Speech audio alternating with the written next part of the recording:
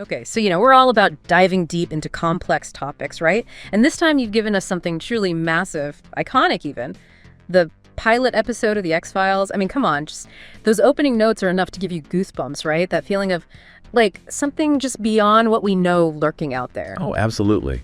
And it's not just the nostalgia factor, right? It's coming back to this blueprint almost of a show that really reshaped how we think about mystery on TV.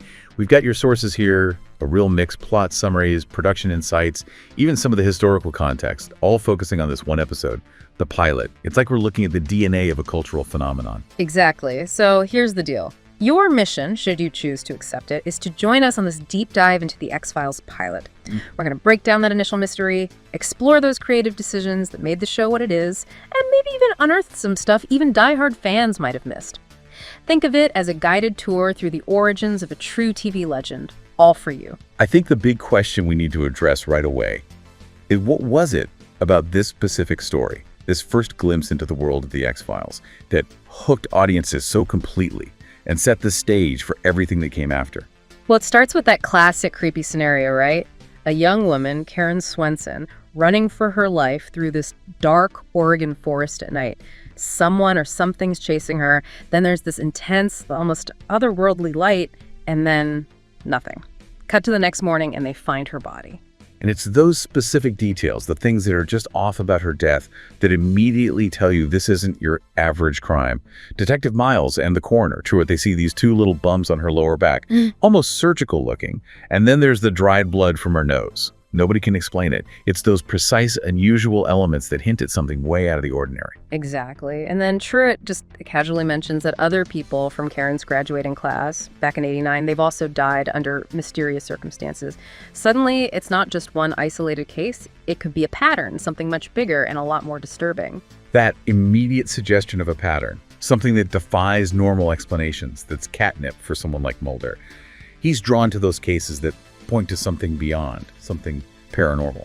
Which brings us to our iconic duo. We first meet Dana Scully, right, in FBI headquarters in D.C. It's all very stark, bureaucratic. She's being briefed by this division chief Blevins, and lurking in the background is the cigarette-smoking man. You instantly get the sense of red tape and these shadowy figures pulling strings behind the scenes. And what's so interesting about Scully is that she's a medical doctor, a scientist. She's all about evidence, the scientific method. So she's brought in as this deliberate counterpoint to Mulder's, let's say, more open-minded approach. Her skepticism, it's not just the personality quirk, it's our way in, the audience's way in. We're looking at this increasingly bizarre world through her initially skeptical eyes. And then in walks Fox Mulder with his slides of Karen Swenson and the victims from Sturgis and Shamrock. They all have these same weird marks and traces of this strange organic material. And Mulder doesn't just suspect alien abduction, he's practically convinced of it. It's that stark contrast right from the get-go that defines the show. Mulder, the believer, driven by his personal tragedies, and Scully, the scientist, demanding proof. That tension is palpable right from their first scene together, and it sets the stage for their whole relationship. Totally. So off they go to Oregon, and even the flight there has that classic X-Files vibe. Mulder's reaction to the turbulence, like it's a sign, an omen. It's so Mulder, this almost like romantic view of the paranormal. Like, just shows how eager he is to jump into the extraordinary, Yeah. While he's doing that, Scully's being practical. She's going through the X-File, and she finds something crucial that Mulder conveniently missed or maybe ignored. Yeah. The case was already investigated by the FBI and then dropped. Yeah, like the FBI, the organization all about thorough investigations, just went, nope, we're done here after a week. No explanation. Major red flags for Scully, and for us, the audience, too. And then you've got that super eerie moment with that high-pitched noise, the one that makes Mulder mark the road with that red X. It's like this subtle foreshadowing of the time they lose later. It's brilliant how they planted that idea of unseen forces, things beyond our understanding, right there. And that X itself becomes this powerful visual symbol for the whole series, all from this one weird moment. Their meeting with Dr. Nemen, the county medical examiner, is so well done. He's defensive, almost hostile to the FBI showing up again.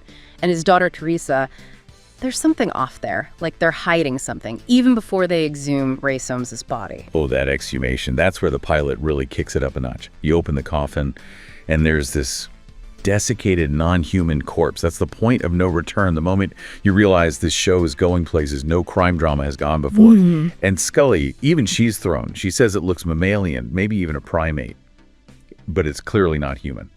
And then that tiny metallic implant they find in its nasal cavity. That implant becomes a major piece of the puzzle. Even though they don't know where it's from or what it does, it's physical, it's real, it's something Scully, the scientist, can't just explain away. It forces her to confront the possibility that Mulder might actually be onto something. Then they go to the Raymond County Psychiatric Hospital, and things get even weirder. You've got Dr. Glass, who seems totally detached, Billy Miles in his waking coma, and Peggy Odell, who's clearly deeply disturbed. It all adds to this feeling of something really, really wrong happening to these people. And Peggy's nosebleed, just like Karen Swenson. And then Mulder sees those same marks on her back. It's a clear connection, another piece of the pattern. And the way Peggy reacts to them examining her, that raw terror, it's like she's reliving something truly horrific. Yeah, it really drives home the trauma these people have been through. And then you get that scene in the woods where Mulder just lays it all out for Scully. He tells her straight up that he believes in alien abduction. He's not holding back, and she's still skeptical. It's such a pivotal moment for both their characters. That night they go out to the forest, and Scully finds this strange, dark dirt. Then they run into Detective Miles again, and he's clearly trying to stop them from investigating. It's all very secretive, like they're stepping on someone's toes. And then the whole thing with the lost time. The bright light, the car dying, and those 9 minutes just gone. Poof! It freaks Scully out because time doesn't just disappear. Mulder's convinced it's connected to UFO reports, but Scully's scientific mind just can't accept it. That moment really raises the stakes for both of them. When Scully finds those spots on her own back, even though they turn out to be mosquito bites, there's this sudden vulnerability, a connection with Mulder, like they're in this together now, facing something unknown. It makes it real for Scully, much more personal. And then Mulder opens up about his sister Samantha, how she disappeared when they were kids. That's the root of his obsession with the X-Files, his need to find the truth. And he's not even sure he can trust Scully yet. He thinks she might be part of a cover-up. It adds this whole layer of paranoia and suspicion. Then they get that anonymous call about Peggy Odell dying. She ran out into traffic even though she was in a wheelchair. And it happened at the exact same time as their missing 9 minutes. It's creepy, and it validates what Mulder's been saying all along. Even Scully can't ignore it. It points to something bigger, orchestrating everything, connecting the dots. And then everything starts to escalate. The autopsy lab's trashed, the body's stolen, their motel room set on fire, all their files are destroyed. Someone wants to shut them down. Bad. And then Teresa Nunman comes back into the picture. She's terrified, but she tells them about her own experiences, how she's having nosebleeds, the marks on her skin, just like the victims. She becomes a key witness, but it puts her in danger. When her father and Detective Miles take her away, it's clear they're not messing around. It's a reminder of how much power these people have and the lengths they'll go to keep their secrets. Then Mulder and Scully go back to the cemetery and they find that the other 2 victims' bodies are gone too. That's when Mulder puts it all together and realizes that Billy Miles is involved. Mulder's theory starts to take shape. He connects the alien abduction stories, the idea of genetic manipulation to explain the strange corpse, and the way time seems to be distorted. Scully's still skeptical, but even she's starting to see that something truly strange is going on. And that moment when Scully notices the dirt on Billy Miles' feet. It's the same dirt she found in the forest, even though their sample was destroyed in the fire. It's a small detail, but it backs up what Mulder's been saying. It's scientific evidence. And Scully can't dismiss that. They go back to the forest, they run into Detective Miles again, and then there's this whole confrontation with Billy Miles. He's holding Teresa hostage, and then that blinding light, it's classic X-Files, leaving you on the edge of your seat wondering what just happened. And what happens next is even weirder. Billy Miles is fine. He doesn't remember anything. The marks are gone, and he's not in a coma anymore. And Teresa's okay too. It's like something intervened, but they have no idea what. Which leads us into what you called the seeds of a mythology, right? In the next scene, they're hypnotizing Billy Miles. He remembers being taken to this testing place by beings who made him gather his classmates for experiments. They implanted something in him, and then they wanted everything destroyed. It's scary, and it hints at a bigger conspiracy at play. And then Scully's giving her report to Blevins and the third man. Of course, they dismiss the whole alien abduction thing, but Scully sticks to her guns. She tells them what she saw, about the implant she kept. It sets up this conflict that's going to run through the whole series. The agents versus the powerful forces trying to bury the truth. And that look Scully gives the cigarette-smoking man as he walks into Blevins' office. It's subtle, but you know he's a major player in all this. Oh, yeah. And then that last scene, the cigarette-smoking man putting the implant into one of those countless boxes in that huge storage room at the Pentagon, it confirms that there's a massive cover-up happening and that the X-Files are just the tip of the iceberg. It's a powerful way to end the episode, and it promises so much more to come. Definitely. And speaking of how things began, it's really cool to look at what inspired this pilot. Chris Carter took a lot from real reports on alien abductions, that old show Kolchak, The Night Stalker, and even the story of Betty and Barney Hill. That grounding in something real, even if it's fringe science, is a big part of why the show felt so believable and unsettling. Exactly. He blended those real stories with his own creative vision to create something totally original. It wasn't just rehashing old stuff. It was building a world that reflected real fears about the unknown. Then you've got things like the episode taking place on March 22, 1992, even though they filmed it in 93. It's a tiny detail, but fans have been talking about it for years. You gotta wonder if that date meant something to the creators. Those little details, intentional or not, are what keep people fascinated by the show. And the original title, The FBI Files, while accurate, it just doesn't have the same mystery as The X-Files. That simple name change makes a huge difference in setting the tone. Casting's super important too, and finding the right Mulder and Scully was a whole story in itself.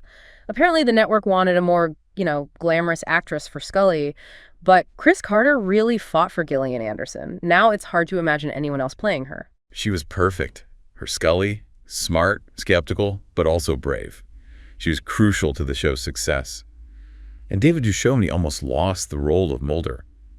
Some people didn't think he could pull off the mysterious vibe. Thank goodness they were wrong. And the theme music. It's so iconic, and believe it or not, it was a total accident. Mark Snow was messing around with his synthesizer and stumbled onto that melody. You hear it once, and it's stuck in your head forever. It's perfect for the show. It's amazing how something so random became such a big part of the show's identity. And it's kind of cool that the FBI really does have files on unexplained stuff, right? Maybe not literally called X-Files, but it adds to the show's realism. And that I want to believe poster in Mulder's office that wasn't even in the original script. Someone just put it up on set, and it became this huge symbol of the show's whole theme, that desire to believe in something beyond what we can easily explain. It perfectly captures Mulder's faith in the unknown. And it's a question the show keeps asking us too. Do we want to believe? Choosing to film in Vancouver was a smart move. Besides being cheaper, the Pacific Northwest, all that rain and fog, those forests, it created the perfect atmosphere for the show. It's almost a character itself, all dark and mysterious. Vancouver really did become a character in the show.